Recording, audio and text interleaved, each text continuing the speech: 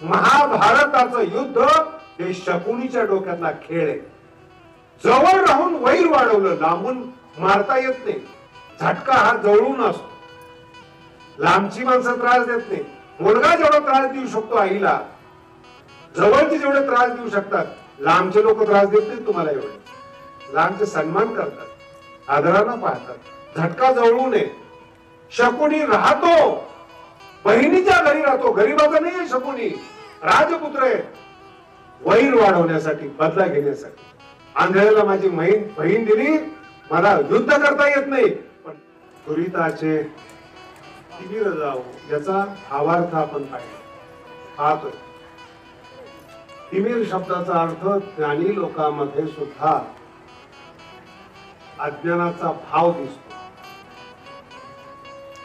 बाहेरून ते श्रीमंत आहेत, बाहेरून ते ज्ञानी आहेत, बाहेरून ते असो विशिष्ट प्रकारचे तपस्वी आहेत, पण अज्ञानाचा अंधकार जात. आणि ही परमार्थातली मुख्य समस्या आहे. तर गंभीरतेने ऐका, म्हणजे लक्षात. मुख्य समस्या जनसंख्या नाही, शिष्यवर्ग नाही, ज्ञान नाही. मुख्य समस्या आहे अज्ञान जात नाही, आणि अज्ञानाचं ज्ञान होत नाही, ही पण दुसरी समस्या आहे. आतापर्यंत आपण चांगल्या लोकांमध्ये अज्ञान आहे हे पाहिलं. आता दुसरा टप्पा असा आहे, अज्ञान वाढवणारे लोक असतात. याचं काही फार विश्लेषण केलं पाहिजे असं नाही. विनाकारण अज्ञान वाढवतात. आता तुम्ही नवीन या सोशल मीडियामध्ये, युट्यूबला पहा, व्हॉट्सअपला पहा, अज्ञान पसरवतात. जे डॉक्टर नाही ते सल्ला देतात काय खाल्लं पाहिजे. मला एकाने सांगितलं, महाराज आम्ही व्हॉट्सअपला ऐकले, तुम्ही जरा हे खात जमलं. तू कोण आहेस? MBBS केलंय? MDS? नाही म्हणजे तसं काय नाही आपलं. चला तुम्हाला सांगावं, अज्ञान गडद करणारी लोक आहेत. गंभीरतेने घ्या माझा शब्द. केवळ सोशल मीडिया अज्ञानाला कारणभूत असतो असं नाही. असुर लोकांचा पुन्हा पुन्हा पराजय होत होता. म्हणून शुक्राचार्यांनी सांगितलं, एक प्रकरण किती मोठे बघा. शुक्राचार्यांनी सांगितलं, मी असा बंदोबस्त करतो की असुर मरणारच नाही, फक्त काही दिवस थांबा. शास्त्रात कथा आलेली याविषयी. आणि शुक्राचार्य असुर अमर व्हावेत, असुर बलवान व्हावेत म्हणून तपश्चर्याला गेले. हे पण एक अज्ञानच आहे. स्वतःसाठी तपश्चर्या नाहीये, स्वतःच्या उत्थानासाठी नाही, असुर अमर झाले पाहिजे. काय एक एक असं डोक्यामध्ये आताच्या भाषेत फॅड बसताना. शंकराच्या आराधनेला काशीमध्ये सुरुवात केली त्यांनी. संजीवनी मंत्र मिळावा म्हणून. मेला असून की पुन्हा जिवंत करायचा, हे शुक्राचार्याच्या डोक्यामध्ये आले. शब्द पहा, अज्ञान गडद कसं होतं त्याच्यावर बोलतोय मी. दुरिताचे तिमीर वाढवणारे लोक कसे आहेत, तो आताचा दुसऱ्या पार्ट मधला भाग, या दुसऱ्या भागाचा हा विषय आहे. शुक्राचार्य गेल्यानंतर लक्षात आलं बृहस्पतीच्या की ते जर शिकून आले तर हे असुर अमर होतील, काहीतरी उपाय केला पाहिजे. मग शुक्राचार्यावर उपाय करता येत नाही. शुक्राचार्याला तपश्चर्येतून पराभूत करता येत नाही, परावृत्त करता येत नाही. मग शुक्राचार्याचं रूप बृहस्पतीने धारण केलं. अज्ञान समाजामध्ये कसं आहे ते सांगतो तुम्हाला. खूप छान कथा आहे. मग बृहस्पतीने, देवाच्या गुरुने शुक्राचार्याचं रूप धारण केलं आणि असुराकडे आले. आणि असुर आल्यानंतर त्यांना सांगितलं, अरे कसलं काय जगामध्ये, हे जे 4 वाक्शास्त्र उत्पन्न झाले त्याचा कर्ता बृहस्पती आहेत. अज्ञान वाढवण्याचं शास्त्र आहे. अज्ञान कसला पुनर्जन्म, कसली सृष्टी, एकदा शरीर निघून गेले की पुन्हा नाही. त्या असुर लोकांना 6 महिने बृहस्पती नास्तिकपणा शिकवत होते. दारू प्या, मस्त राहा, 2 ऐवजी 4 बायका करा, 5 बायका करा. हे सगळे करणारे कोण आहेत? पोरानं, असुर. यांचा सूरच लागत नाही जीवनामध्ये. काही मानत नाही ते. आमच्या धर्मग्रंथामध्ये आमच्या तत्वज्ञान हे लिहिलेलं आहे, हे वैध आहे.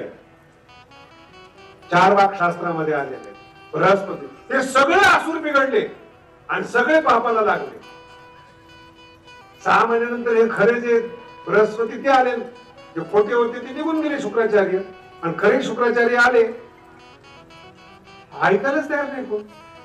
6 महिने शिकवलेलं आहे ना, ब्रेन वॉश केलेलं आहे 6 महिने. हे शुक्र अरे असं नका वागू, चुकीचं आहे. ते म्हणे तुम्ही अगोदर हे म्हणत होता, मला असं वाटतं की हा डुप्लिकेट आहे, जो खरा होता. त्याच्यावर सगळे तुटून पडले.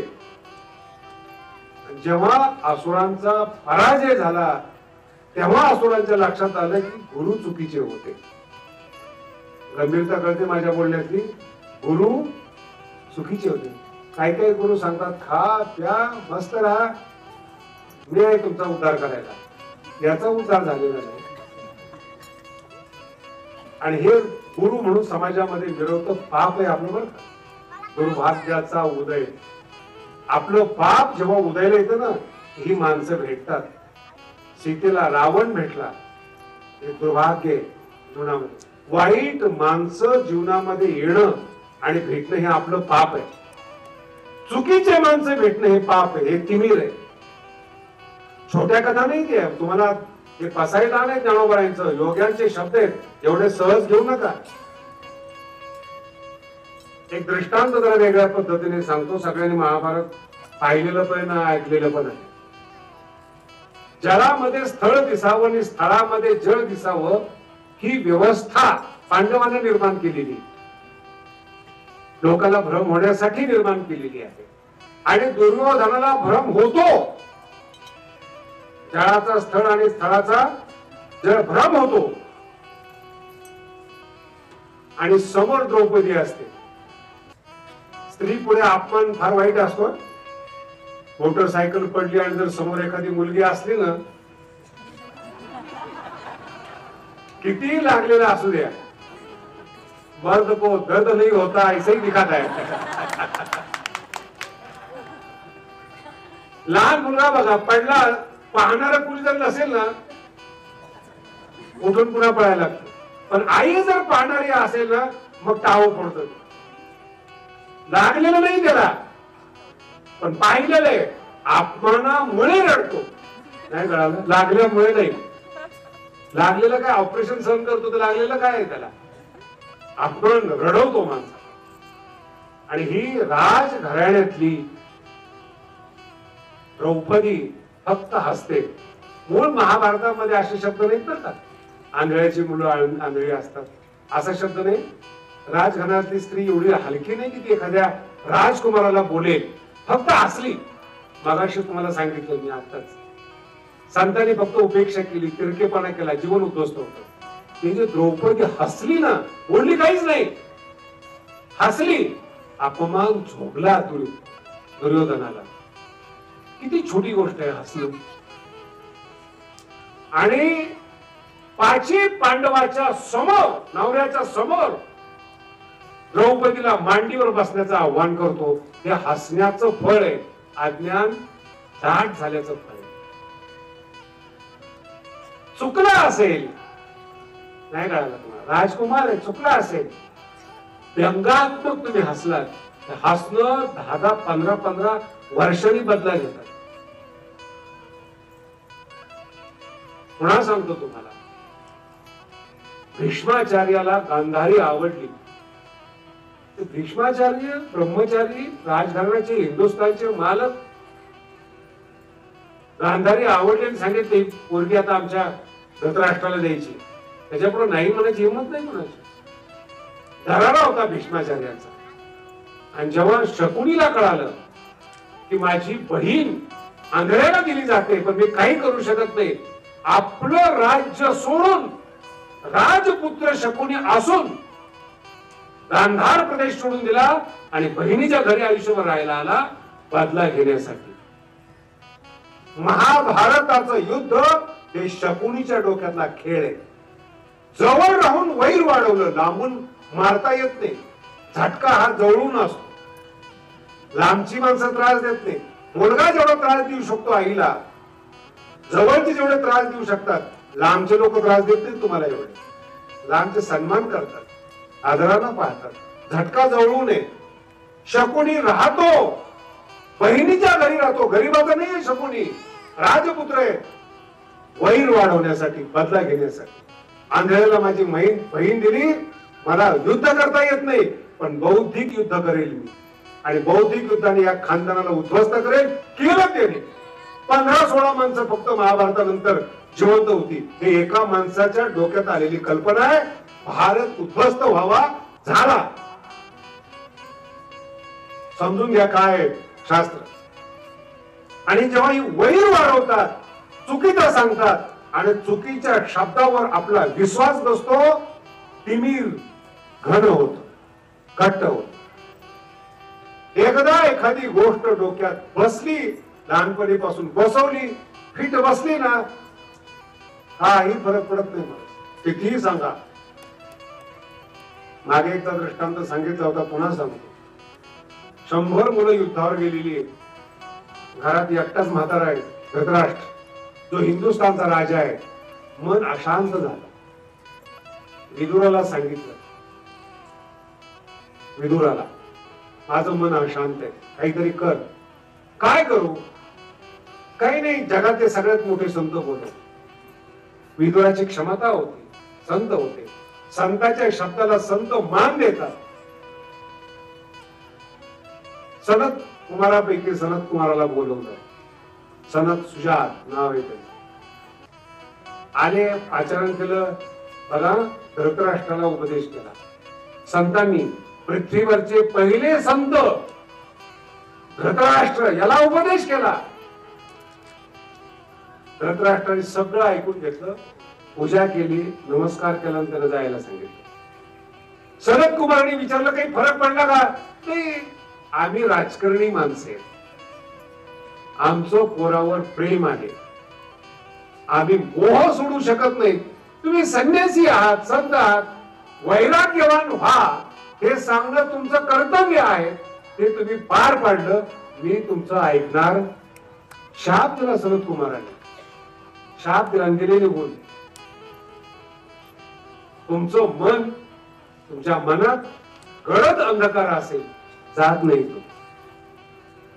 त्याच्यासाठी शब्द आहेत ज्ञानोबाईचे. गुरुचरण उपासिका वैराग्यसी, केलेची सत्कर्मी. हार मेरुदंड आहे बरं का या पसायदानाचा ही ओवी. गुरु एवढा सांगितल्याने अंधकार जात नाही. चुकीचं शिकून आलेले आहात, चुकीचे विचार मनात असलेले आहेत. माझं बोलणं आवडतं, पण अगोदरच जात नाही. कळते तुम्हाला? बोलणं आवडतं, सिद्धांत आवडतात, पण ते चुकीचं बसलेले, त्याची हॅबिट झालेली नाही, जात नाही. आज तुमचं बोलणं पटतं, पण जात नाही. काय करावं? त्याला आंधळा पांगळा म्हणतात. डोळ्याने दिसते पण दिसत नाही, आणि इंद्रिय ऐकत नाही, याला पांगळा म्हणतात. काही करता येत नाही जीवनामध्ये. अज्ञान घडत झालं, अज्ञान घडत करणारी लोक आहेत. म्हणून जसं ईश्वर आहे म्हणून सांगणारे गुरु आहेत, संत आहेत, तसं ईश्वर नाही म्हणून सांगणारे गुरु पण आहेत. विद्यापीठामध्ये हे पण गुरु आहेत. कसला देव आणि कसला धर्म? यावत जीवन सुखम जीवे, जगणं आहे तोपर्यंत सुखाने जगा. आणि प्रोत्साहन देतात चुकीच्या वागण्याला. काय हरकत नाही, प्रेम आहे ना, जा घेऊन मी आहे. त्यांना विचारलं, आम्ही पण आणलेलीच आहे, आमची पण परंपरा पुढे चालली पाहिजे ना. जात आहे ना, पात आहे ना, संस्कार आहे ना, धर्म आहे. हे पण गुरु आहेत, हे देखील गुरु आहेत. आहे म्हणणारे जसे आहेत, तसं नाही म्हणणारे पण आहेत. अज्ञान घडत करतात. लक्षात येतं? अज्ञान म्हणून भगवंताला म्हणावं लागतं तमसोमा ज्योतिर्गमय. तमस शब्दाचा अर्थच तिमिर आहे. तमसोमा, अंतःकरणामध्ये अज्ञानाचा अंधकार नकोय. तमसोमा ज्योतिर्गमय, प्रकाशाकडे वाटचाल असावी. खूप गोड आणि छान शब्द आहे ते. म्हणून आपल्याला सांगणारा कोण आहे हे नाही कळत. नाही महाराज, आम्ही स्वतः ज्ञानी आहोत, रावणा इतके नाहीये. रावण सुद्धा अपहरण करतो स्त्रियांचं. शब्द आहे का? एक सुशिक्षित माणूस होता, त्याला रावण फार आवडत होता. काही जरुरी नाही ना सगळ्यांना रामच आवडला पाहिजे. काही रावणाच्या पण वंशातले आहेत, त्यांनी आपले बाप दादा सांभाळायला पाहिजे. रावण आवडत होता त्या का कुणाष्टव त्याला लहर आली, त्याला माझ्याशी भिडायला आला. तो मला म्हणे शास्त्रीचे रावणासारखं व्यक्तिमत्व नाही. म्हणलं नाही, माझा तो स्वभावच आहे. 6 महिने सीता अशोक वाटिकेमध्ये ठेवली, पण कधी बलात्काराचा विचार अर्जुन रावणाच्या मनात आला नाही. पहा किती रावण श्रेष्ठ आहे. म्हणून श्रेष्ठ आहे. बरोबर, तुम्ही का बोलत नाही? म्हणजे रावणाच्या वंशाला काय बोलावं? बोलू नये, पण तुम्हाला सांगतो का घडलं नाही हे. रावणाची सून होती. सीतेच्या अपहरणापूर्वी बलात्कार केला होता रावणाने अप्सरेवर. सून जी होती, सून, माझे शब्द लक्षात ठेवा. त्याने शाप दिला होता, इथून पुढे जर तू कोणाचा बलात्कार करशील तर तुझ्या मस्तकाचे तुकडे होतील. म्हणून हा शांत राहिलाय. आणि याला काय वाटतं, सभ्य किती तिमीर वाढलं का काय झालं? तिमीर गेलं नाही, याच घन झालं ते रावणाची बाजू. अरे का? जर रावणाचा अभ्यास करता तर चांगला करा. हे पण रामायणामध्ये लिहिलेलं आहे की रावणाने सुनेवर बलात्कार केलेला आहे, त्याच्या मस्तकाचे तुकडे होणार आहे म्हणून तो बलात्कार करत नाही. आणि त्याला हे सभ्यता मानतात. एवढा सभ्य होतं का रावण? बोला ना. जर सभ्य आहे तर असभ्यपणा का केला, हा पण प्रश्न आहे ना.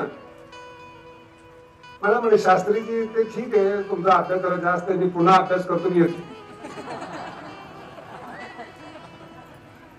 माझा अर्थ नाही कळत.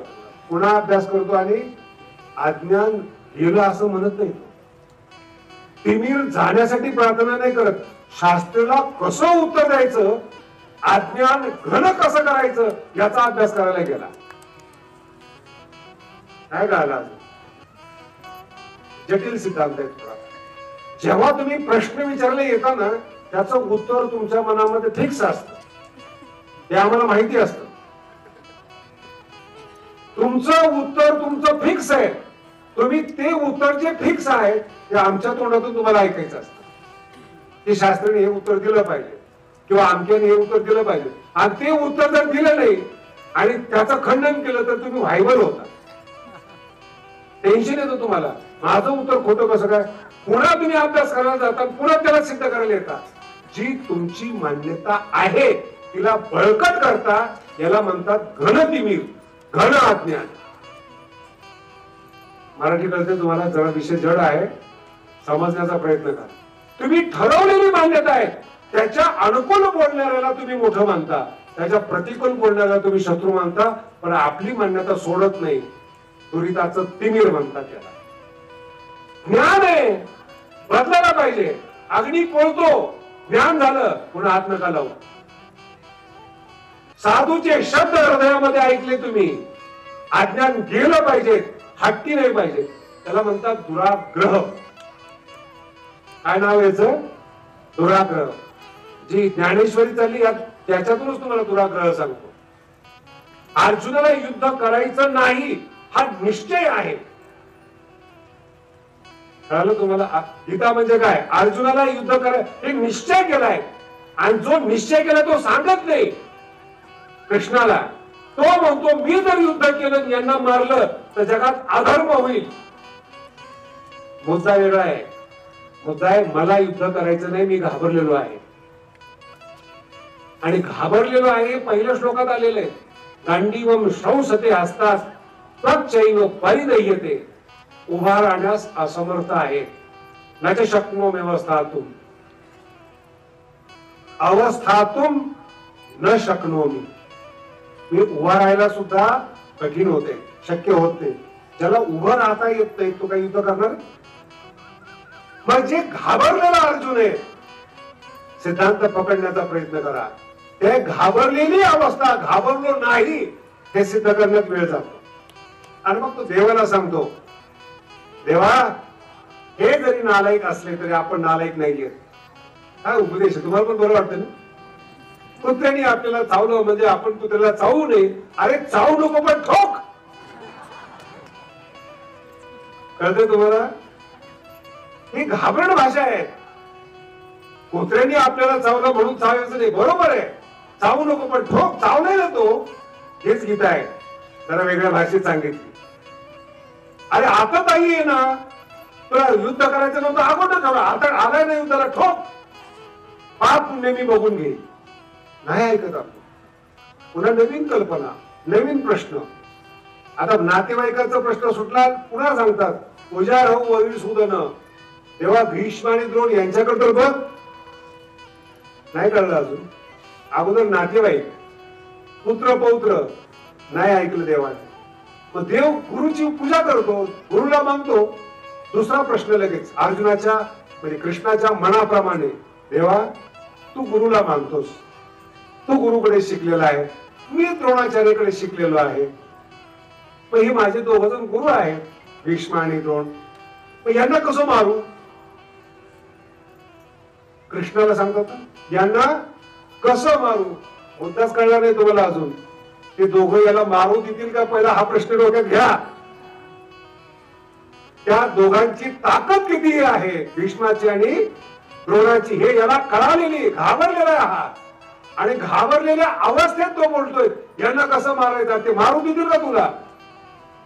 आणि भगवंताचा विनोद पहा. भगवंत असं म्हणत नाही की मी तुला मदत करीन म्हणून. भगवंताचे शब्द खूप गोड आणि विनोद येतं. अर्जुना मला माहित नाही की तू त्यांना मारशील का नाही, पण समजा युद्ध करता करता तू मेला. गीतेचे शब्द आहे ना, युद्ध करता करता कदाचित तू मेला, खात्रीशीर सांगतो स्वर्गात जाणार. ठीक आहे गीता. तुम्हाला तो अर्थ कळत नाही म्हणून बरं वाटतंय, आणि तुम्हाला अर्थ कळून घ्यायचं नाही त्याच्यापेक्षा चांगलं आहे. खूप गोड शब्द आहे. हातोला प्राप्तसी स्वर्गम. मेला ना स्वर्गाला जायचे. जिंकला पृथ्वीचं राज्य तुला मिळेल, दोन्हीकडे फायदा आहे तुझा, लढ. हा शब्द आहे बरं का. उत्तिष्ठ. नाही तत्वज्ञान सांगत असतील ना, आत्मा रोज मरतो, रोज येतो, लढ. तस्मात अपरिहार्य अर्थे नत्वम सोचितो मरासी. शोक करण्यास योग्य नाही. अनेक उत्पत्ती दिल्यात. हा जो निश्चय आहे ना आतला, मान्यता जी पक्की आहे ना, ती सुटत नाही. त्याला घन अज्ञान म्हणतात. माणसाने लवचिक असावं, मऊ असावं. आपली मान्यता जर खोटी आहे ना, सहर्ष स्वीकारावं. त्याला जीवन बदलून जात. नाही कळालं? कालच तुम्हाला मी सांगितलं, कठोर असणारा वाढल्या कोळी पण आतून लवचिक होता. जेव्हा कळालं पाप करणं चुकीचं आहे, बदलला. आणि माणसाच्या जीवनातला आद्य कवी झाला.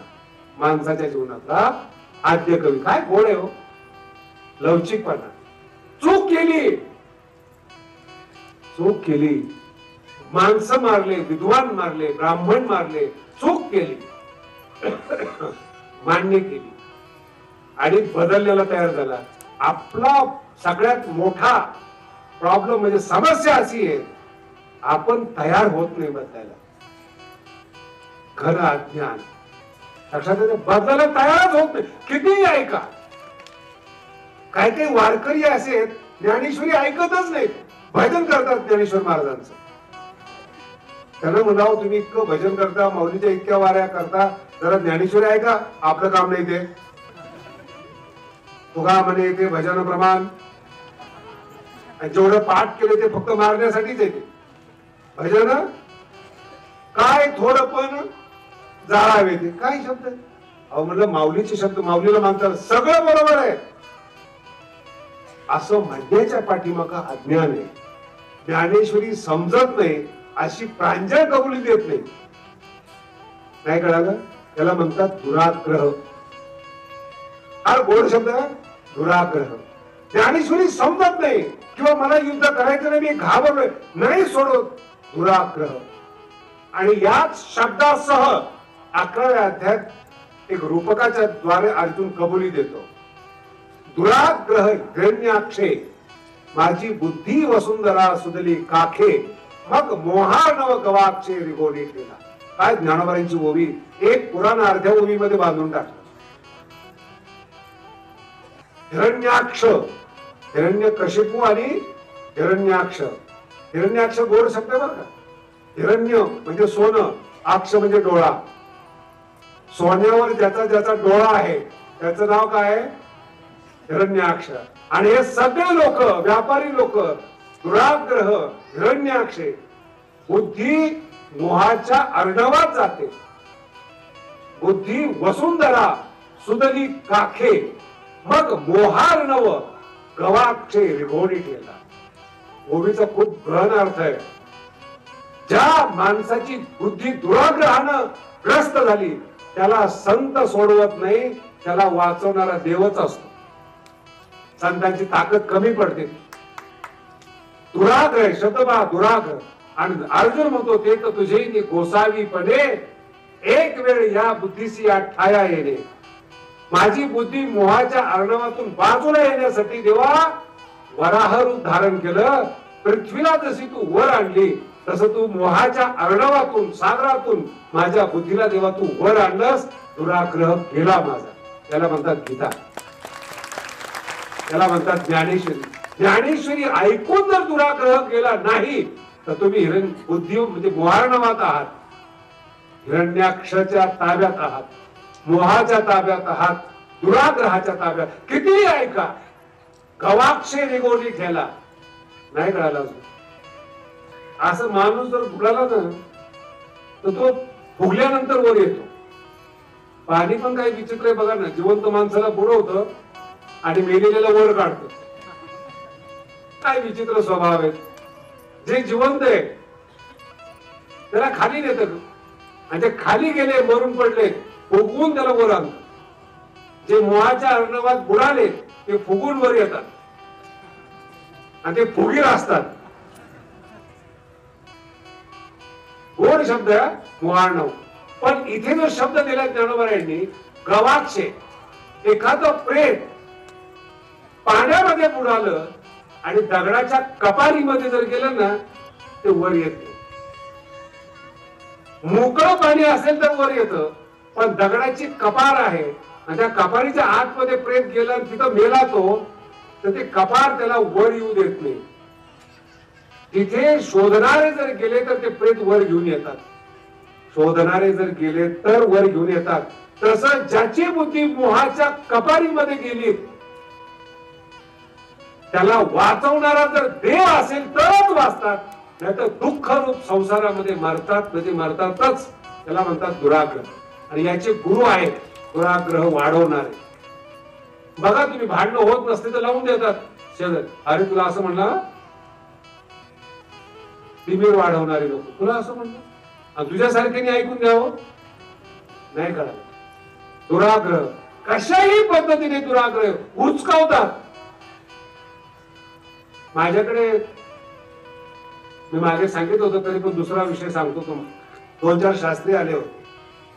10-12 वर्ष युपी मध्ये शिकले होते. मराठी कमजोर होती त्यांची, संस्कृत चांगली होती. पण ती जेव्हा ज्ञानेश्वरी त्यांनी ऐकली तेव्हा त्यांना वाटलं की आपण ज्ञानेश्वरीचा अभ्यास करायला पाहिजे. आता अभ्यास करण्याचं वय गेलं, नाही कळालं. बुद्धीला पण रसायनाला लिमिट आहे ना. उगा म्हातारपणामध्ये शास्त्राची ज्ञानेश्वरी सांगा ना, आम्ही ऐकतो.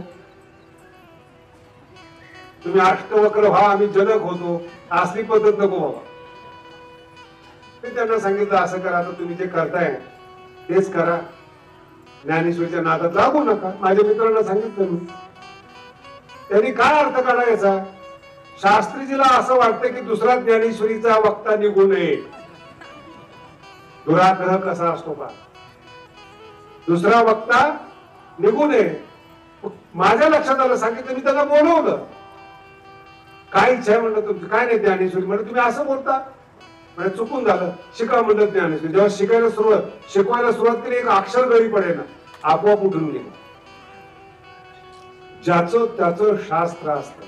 इंजिनियर आहे, वैद्यकीय शास्त्र आहे, तुम्ही दुसऱ्या शास्त्रातले आहात, तिसऱ्याच्या शास्त्रात डोकं नका घालू. तुम्ही फक्त एक लक्षात आणा, त्या शास्त्रातला चांगला कोण आहे त्याला शरण जा. तो तुमच्या बॉडीला पाहिल, तो औषध ठरविल, ऑपरेशन करायचं का इंजेक्शन बराय करायचं ते त्याच्या हातात शरीर द्या, तो चांगला आहे, त्याला तुम्ही वैद्यकीय ज्ञान देऊ नका.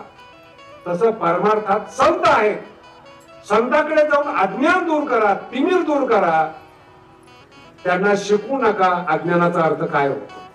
दुविधाचे तिमीर जाऊ. दोन मुद्दे आता मांडले की, एक मुद्दा आहे तिमीर जात नाही, दुसरा मुद्दा आहे तिमीर घन करणारे लोक भेटतात. तिमीर घन करणारे लोक भेटतात. या दोघातून आपल्याला सुटका पाहिजे, याच्यावर विचार होणं गरजेचं आहे. म्हणून आता पुढचा जो टप्पा आहे आपला तो हा आहे की या दोघातून आपली सुटका कशी होईल. माझं मनही मोकळं झालं पाहिजे, तिमीरही गेलं पाहिजे आणि दुराग्रही राहिलं नाही पाहिजे.